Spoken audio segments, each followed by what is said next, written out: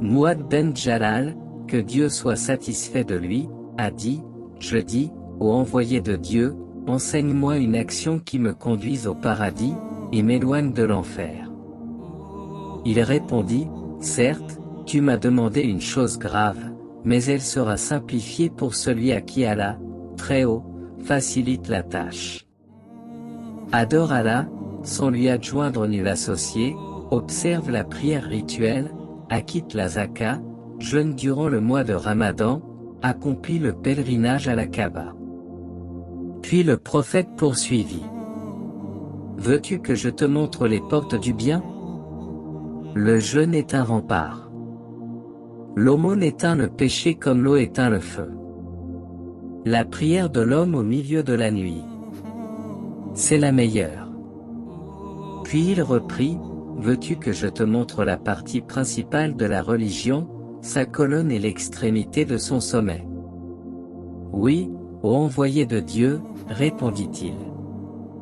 Il répondit, la partie principale de la religion, c'est la soumission à Dieu, sa colonne, c'est la prière rituelle, et l'extrémité de son sommet, la guerre sainte. Il ajouta, veux-tu que je t'apprenne ce qui soutient tout cela?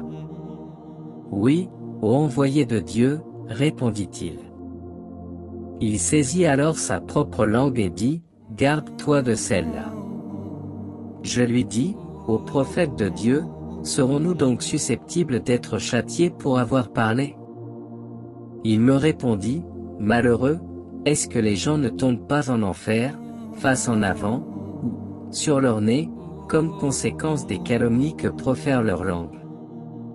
Selon Abu Talaba el-Kushani Jurtum ben Nashir, que Dieu soit satisfait de lui, le prophète, à lui, bénédiction et salut, a dit, certes, Allah, très haut, a fixé des obligations canoniques, ne les négligez pas, il a déterminé des limites, ne les transgressez pas, il a interdit certaines choses, n'en usez pas, il s'est tu à propos d'autres, par miséricorde à votre égard, non par oubli, n'en scrutez donc pas les raisons.